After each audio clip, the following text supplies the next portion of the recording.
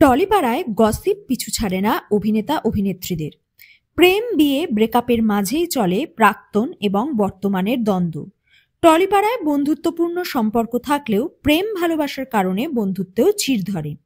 বেশ কয়েক বছর মুখ দেখাদেখিও বন্ধ থাকে। কালের নিয়মে সবই হয়তো স্বাভাবিক হয়ে যায়, কিন্তু ততদিনে যে যার পথে এগিয়ে যায়।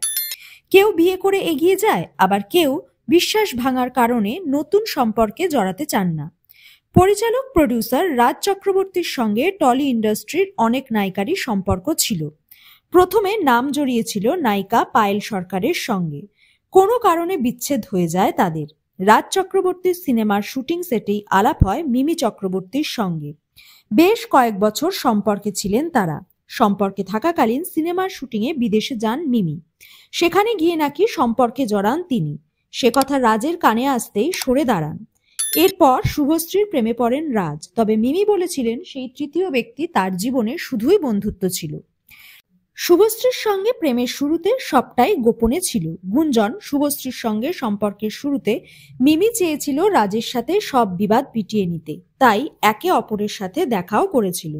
তাও কোনো মীমাংসা হয়নি। গোপনেই বাড়ির লোকের উপস্থিতিতে এনগেজমেন্ট সেরেছিল রাজ শুভশ্রী। তারপরে বিয়ের পিঁড়িতে।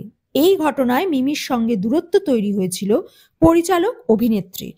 ইউভানের জন্মের পর বেশ কিছু উপহার পাঠায় রাজের প্রাক্তন। সে ছবি পোস্ট করেন শুভশ্রী। তখনই অনুরাগীরা মনে করেন বরফ একটু হলেও গলেছে।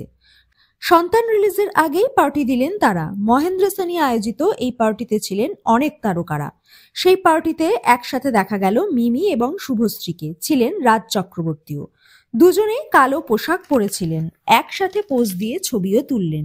বোঝাই গেল বছরের শেষে সম্পর্ক আগের চেয়ে অনেকটাই সহজ হয়েছে। পরবর্তীকালে দুজনকে একসঙ্গে স্ক্রিন শেয়ার করতে দেখা যাবে কিনা তা জানতে উদগ্রীব তাদের অনুরাগীরা।